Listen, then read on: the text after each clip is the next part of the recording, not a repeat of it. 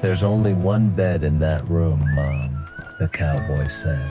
The widow slid the key across the counter and smiled like a woman who had already buried her foot once. "Good," she said. "Then you'll hear them when they come to kill me." The cowboy's name was Caleb Rusk, and he rode into Brimstone Crossing on a horse so tired it kept its head low and its ears sharp. The town sat in a basin of red dust and dry grass, with a crooked main street, a dead telegraph line, and a church bell that had not rung for anything good in over a year. A barber stopped stropping his razor. Two women pulled children away from the boardwalk. Men under the saloon awning lowered their voices without turning their heads. Caleb had seen quiet towns before. This one was not quiet. It was trained. At the far end of the street stood the only boarding house left open, a two-story timber building with storm shutters, a patched porch roof, and a black sign swinging over the door. Brimstone House, rooms, meals, clean water. Clean water was the line that made Caleb look twice. In that country, water was not hospitality, it was power. He stepped inside and found the widow behind the desk, one hand on a ledger, the other close to a drawer that did not quite close. She was younger than grief had made her look. Her hair was pinned back plainly. Her dress was mended at the cuff. Her eyes were steady in a way that told Caleb she had stopped expecting mercy from strangers. "Room for the night?" she asked. "Maybe two," Caleb said. "We don't sell maybe." He almost smiled. "Almost. One night then." She turned the ledger toward him. "Name, Caleb Rusk." The pen in her hand did not move. "Passing through?" "Most men are." An answer. "It is the only one I can afford." For the first time, something like amusement touched her face, then vanished. "I have one room left. It locks. That is the good news. And the bad? There's only one bed in it." Caleb looked toward the stairs, then back at her. "I've slept on saddle blankets in hailstorms." That was not the warning. Then she gave him the key and said the line that stopped the dust in his throat. "Good. Then you'll hear them when they come to kill me." Outside, somewhere beyond the closed shutters, a horse snorted. Caleb did not reach for his revolver. He only lowered his voice. "Who is coming?" The widow glanced toward the window.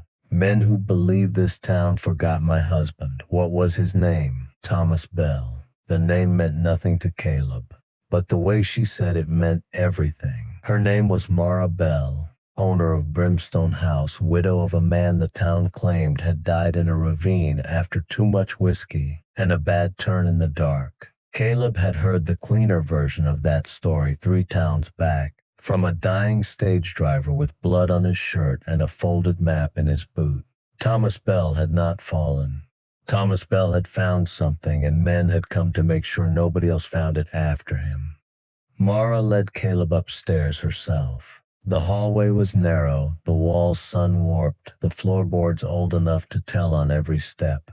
At the end stood the room with the lock. Inside was a washstand, a small cracked mirror, a chair with one repaired leg, and a narrow iron bed pushed against the wall beneath the window. Caleb looked at the bed. Mara watched him look. "Still want the room? Your town always asks that like a threat, only when the truth is kinder than comfort." He set his saddlebag down. "Who owns Brimstone Crossing?" "Nobody on paper, and off paper." She looked through the window at the brown hills and the road cutting toward the western pass. Silas Crowe, the name had a shape, hard at the edges. Heavy in the room. Caleb knew that name. Crowe had started as a cattle boss, then became a land buyer, then a man who did not need to buy anything because frightened people signed cheap and left before sunset. He never stayed where the law was strong. He found towns with tired sheriffs, dry wells, widows, mortgages, and men too hungry to risk another grave. "What does he want here?" Caleb asked. Mara's jaw tightened. "What every man with too much money wants in a dry place. The thing everyone else needs. Water, water rights, creek land. The old spring under the North Ridge. The railroad survey came through last winter. The company needs a watering stop within 15 miles or they choose another route." Crowe wants every deed before the line is announced. There it was, not rumor, not ghosts, arithmetic. A town could survive a hard season. It could survive a bad sheriff, a thin harvest, a fire, even a gang for a little while. But if one man owned the water before the railroad came, the town became his pocket. And Thomas found proof, Caleb asked. Mara turned from the window. You ask like you already know. I know enough to ask carefully. He found ledgers, forced sales, false witnesses, brands changed on stolen cattle, names of men who were paid to swear that accidents were accidents. Her voice thinned. The next morning his horse came home with an empty saddle and a cut cinch. Caleb looked at her. Cut? She nodded once. Cut clean, then rubbed with sand so fools could call it worn leather. The room went quiet. A lie could be loud when a whole town agreed to whisper around it. Caleb went to the window. Across the street, 3 riders had stopped in front of the feed store. Their coats were dark despite the heat. One wore a silver spur on only his left boot. One had a bandage around his hand. The third leaned in his saddle and looked up at Brimstone House like a man measuring windows. Mara came beside Caleb, close enough for him to feel how hard she was trying not to shake. That's Crowe's foreman, she said. Nate Voss, the one with the silver spur? Yes. Was he there when Thomas died? Her answer came too fast. Yes. Caleb saw the foreman smile. Then Nate Voss touched 2 fingers to his hat. Not in greeting, but in reminder. Mara shut the curtain. Now you know why I need a room that locks. And a stranger close enough to hear. I did not say I needed you. No. You said they were coming. She looked at the narrow bed, then at the door. In Brimstone Crossing, there is a difference between hoping a man helps and making the mistake of asking. That night, Caleb did not undress. He sat in the chair with the room dark and the window cracked a finger's width. Mara sat on the far side of the bed with a shotgun across her lap. The blanket between them was untouched. No romance lived in that room yet. Only a lock, a loaded gun, and the breath of 2 people listening to the same street. Near midnight, the wind changed. Caleb heard it before Mara did. The small absence of insect noise, the faint scrape of leather, the soft complaint of a porch board below. Mara's eyes lifted. Caleb raised one finger. A floorboard creaked outside the room. Then a voice whispered through the door. Widow Bell. Mara did not answer. The doorknob turned once. The lock held. A second voice laughed under his breath. Polite way is over. A boot slammed into the door. The frame jumped. Mara flinched, but the shotgun stayed level. Caleb moved quietly to the side wall. He had already studied the room. Bed, chair, washstand, window, roof ledge, and one bad floorboard near the threshold. The boot struck again. The door splintered at the latch. Caleb pulled the chair aside and placed his heel on the weak board. The third kick broke the lock. The first man came through fast, pistol up, expecting a widow on the bed. Instead, his foot hit the bad board, his weight dropped, and Caleb's revolver touched the back of his neck. Breathe wrong and you die surprised. The second man froze in the doorway. Mara stood from the bed, shotgun at her shoulder, no trembling now. Evening, Mr. Voss, she said. Nate Voss stepped into view beyond the second man, smiling like the broken door belonged to him. Mrs. Bell, you have poor taste in guests, and you have poor luck with locks. His smile stayed, but his eyes moved to Caleb. Stranger, whatever she told you, it is widow talk. Grief makes women hear murder in every coyote howl. Caleb pressed the revolver harder against the trapped man's neck. Then this must be a very well-armed coyote. Voss's smile faded. Crowe says the house goes up for sale tomorrow. It is not for sale, Mara said. Voss tilted his head. Everything is for sale when the price is hunger. Mara's face changed at the word. Caleb saw the old wound open behind her eyes. Not fear this time, memory. Thomas Bell's death had not only taken a husband, it had taken customers, credit, protection, sleep, and every easy kindness the town once offered her. Crowe did not need to shoot a widow if he could starve her until she signed. Caleb shoved the captured man forward. Take him and go. Voss did not move. Caleb cocked the revolver. That sound changed the hallway. Voss backed away first. The second man dragged the stumbling intruder with him. At the stairwell, Voss looked past Caleb to Mara. "Dawn," he said.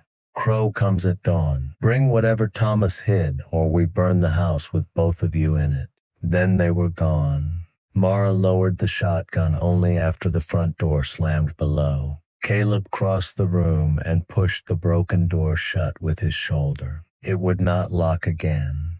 "You should have left when I gave you the chance," Mara said. "You never gave me a chance. You took the room. I took the warning." She looked at the ruined latch. There are no other locks. Caleb looked at the bed, the narrow iron frame, the patched mattress, the brass finials dulled by dust. Something about it bothered him.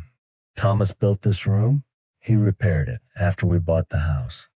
"Did he repair the bed too?" Mara blinked. "Why?" Caleb crouched near the headboard. The left brass finial was scratched around the base, not from age, but from turning. He wrapped it in his hand and twisted. Nothing. He pushed down, then turned again. This time it gave. Mara stopped breathing. The brass cap loosened. Inside the hollow bedpost was a roll of oilcloth tied with thread. Caleb held it out to her. Mara did not take it at first. For a moment she looked less like a widow and more like a woman seeing her husband's hand come back through the dark. Then she unwrapped it. Inside were 6 ledger pages, a survey map, and a signed statement from the county clerk, who had disappeared 2 weeks after Thomas died. Mara read the first page. Her eyes filled, but no tears fell. Thomas knew. Caleb took the map and studied it by the lamp. The North Ridge Spring, the parcels Crowe had bought, the farms he had forced out, the plotted rail stop marked in blue pencil. He did more than know, Caleb said. He proved motive. Mara looked up. "Then we ride tonight." "No." Her grief hardened into anger. "No? They're watching every road. They want you running. Running makes you easy. Staying makes us dead. Not if Crowe still needs what is in that bedpost." The words changed the room. Mara looked at the narrow bed again, and for the first time she understood. The bed had not trapped them. It had been guarding the thing that could free the town. Before dawn, Brimstone Crossing turned the color of ash. Caleb and Mara worked without speaking much. He shoved the broken wardrobe across the door. She loaded cartridges into her husband's old belt. He folded 2 ledger pages into his coat and gave the rest back to her. "No," she said. "You keep the originals. I keep enough to make Crowe nervous. He will kill you for copies. He plans to kill me for standing in the wrong room. I might as well be useful." A thin sound rose in the distance, a bell. Not the church bell. A cowbell from the livery yard struck 3 times, then silenced. A warning from someone who had been too afraid to help out loud. Mara heard it and looked toward the window. "People are awake." "People are always awake when they're scared," Caleb said. "Question is whether they stand." Outside, hoofbeats gathered, not 3, not 4, a dozen. Caleb pulled the curtain aside. Silas Crowe rode into town at the center of his men, tall in the saddle, dressed in black wool too fine for dust and too clean for honest work. His beard was trimmed, his gloves were pale, his posture was easy. He looked less like an outlaw than a banker who had discovered bullets were cheaper than contracts. He stopped in front of Brimstone House. "Mrs. Bell," Crowe called, "I have been patient." Mara stepped toward the window, but Caleb caught her wrist. "He wants your face in the glass." She pulled free, not angrily, then let him see it. She opened the window. Crowe looked up and smiled. There she is, Brimstone's loyal widow, still sleeping beside dead men's secrets. Mara's voice carried clean over the street. "My husband's secrets have your name on them." A murmur moved behind shutters. Crowe heard it. His smile thinned. "Careful. Accusations have weight." "So do cut cinches," Mara said. "So do forged deeds. So do survey maps hidden before a murder." More shutters opened. Nate Voss shifted in his saddle. Crowe's eyes lifted to Caleb, and at last the false patience left his face. You, I don't know you. No, Caleb answered, but I knew the stage driver you buried east of Mercy Wash. For the first time, Crowe said nothing. Caleb raised one of the copied ledger pages in the window. He lived long enough to hand me your map. That was not entirely true. The driver had lived long enough to hand Caleb half a map and a name. But Crowe did not know that, and guilt, Caleb had learned, often corrected details faster than innocence. Crowe's hand tightened on his reins. Burn it, he said. His men moved. A bottle shattered against the porch. Flame climbed the dry railing in a bright, hungry line. Mara did not scream. She turned, grabbed the chamber pot from the washstand, and hurled the water onto the curtains before sparks could catch. Caleb fired once through the window frame. The man with the second bottle fell backward into the dust. Then Brimstone Crossing woke all at once. Doors opened, not wide, not brave at first, but open. The blacksmith stepped out holding a hammer. The barber came with a shotgun. The school teacher stood in the church doorway with the bell rope in her hands and pulled until the whole town shook with sound. Crowe turned in the saddle, furious. Back inside.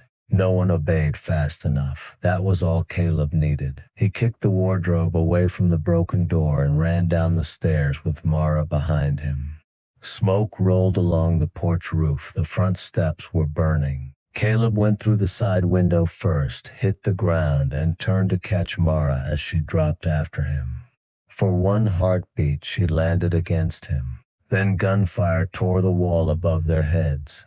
They moved. Caleb took cover behind the water trough. Mara slid behind a freight wagon, her husband's revolver in both hands. Crowe's men expected a widow to hide and a stranger to die alone. They did not expect a town to remember its own fear and become angry at the same time.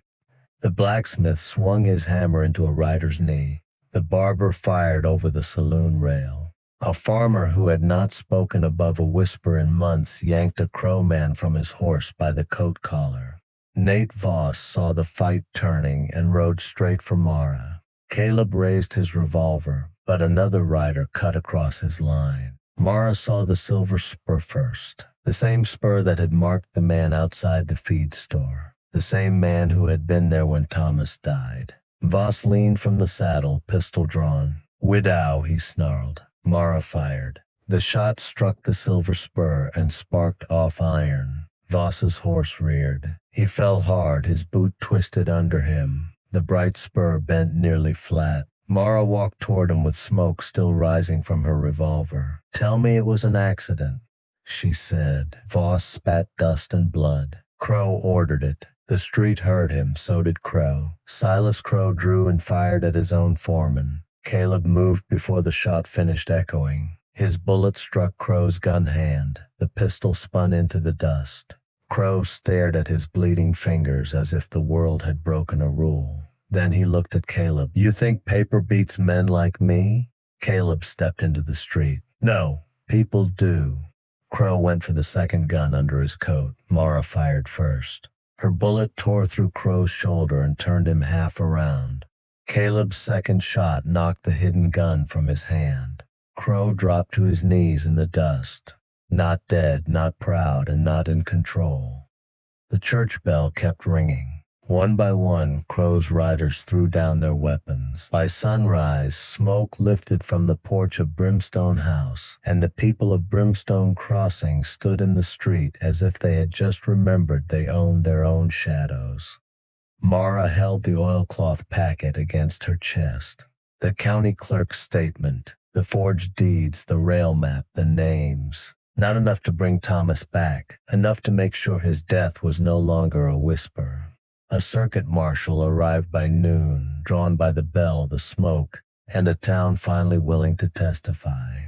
Crowe was bound with his own pale gloves. Nate Voss was carried to the jail with his ruined spur still on one boot. Caleb spent the afternoon repairing the broken door. Mara watched from the hall. "You could leave before they ask questions," she said. "I could." "You usually do?" "Usually." He fitted a new iron latch into place. "Your lock will hold now." She looked past him into the room. The bed stood where it always had, narrow and plain, one brass finial missing its shine. That bed kept Thomas truth longer than this town did, she said. Caleb set down the hammer. No, you did. Mara did not answer for a long moment. Below them, people were sweeping glass from the porch, carrying water, hammering loose boards, calling to one another in voices that no longer sounded borrowed. The town had not healed in a morning, but it had started. Caleb went outside near sunset. His horse was saddled. Old habit had done the work before he had made the decision. Mara came to the porch with the repaired room key in her palm. You paid for one night, she said. Caleb looked at the red road out of town, then at the church bell, then at the woman who had opened a window and accused a killer while half the street hid behind curtains. I did. There's still only one bed in that room this time. The line did not sound like a warning. It sounded like a door left open on purpose. Caleb took the key. The sun dropped behind the north ridge, lighting the spring country gold for the first time all day. His horse waited. The road waited. But Caleb Rusk did not reach for the reins, and for the first time since Thomas Bell died, Brimstone House held a silence that did not belong to fear.